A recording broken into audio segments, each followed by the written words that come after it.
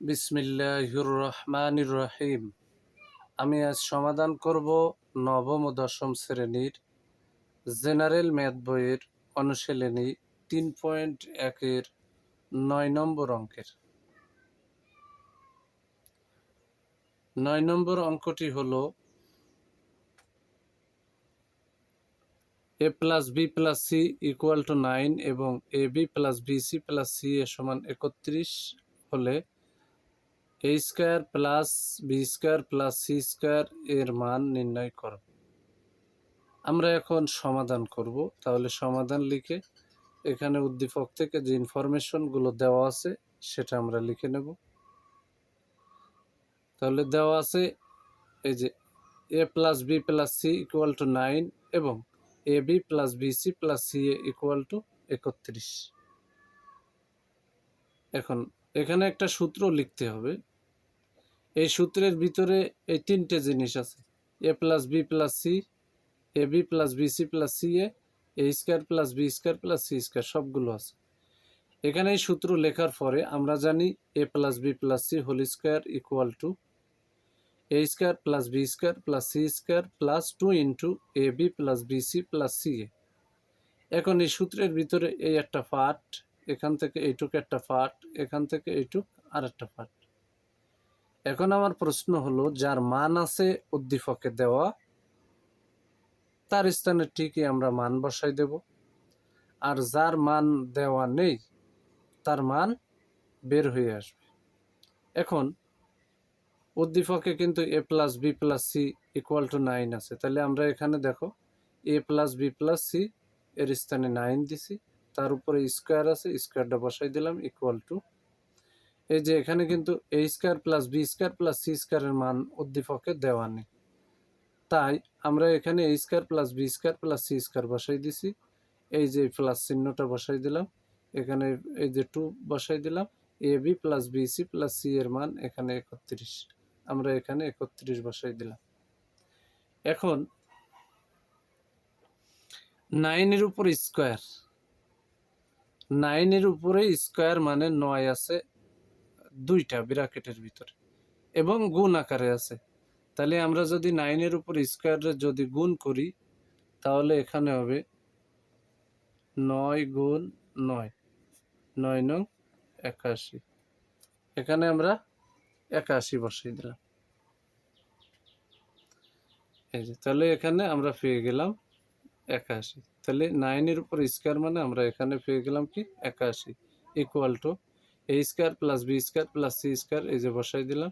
এবার 31 দুগুণী হয় 62, তাহলে 2 অক্ষে 2 আর 3 কর্তি ওই 3 দুগুণী 6,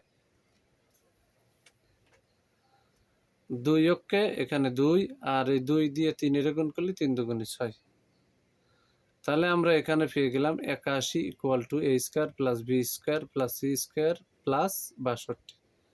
যেহেতু আমরা এ স্কোয়ার প্লাস বি স্কোয়ারের মান বের করব, তাই এই ডানের এই সম্পূর্ণ অংশটা আমরা বামে নিয়ে চলে আসছি এবং বামের সম্পূর্ণ অংশটা আমরা ডানে ট্রান্সফার করে নিয়ে গেছি।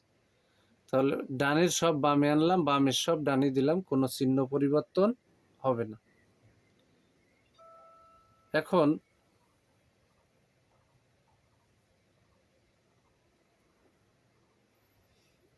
আমরা যেহেতু A square plus B square plus C স্কোয়ারের মান বের করবো, তাই বা দিয়ে A square plus B square plus C square রাখলাম, আর এই প্লাস 62 ডানে গেলি এই যে মাইনাস 62 আছে, আর অলরেডি তো 81 রয়েছে, তাহলে 81 মাইনাস 62।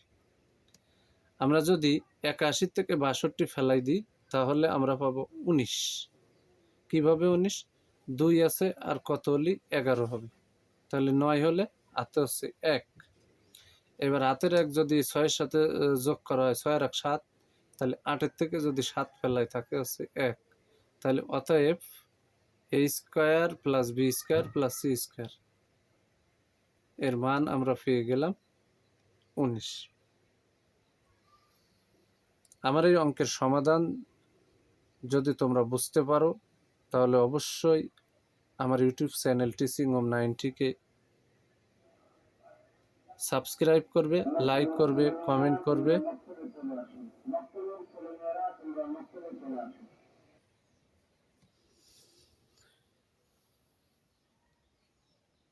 আমি আমার ইউটিউব চ্যানেল টিচিং অব 90-তে নবম ও দশম শ্রেণীর জেনারেল ম্যাথ বই থেকে প্রতি অধ্যায়ের গুরুত্বপূর্ণ অঙ্কগুলো সমাধান করে আপলোড করি।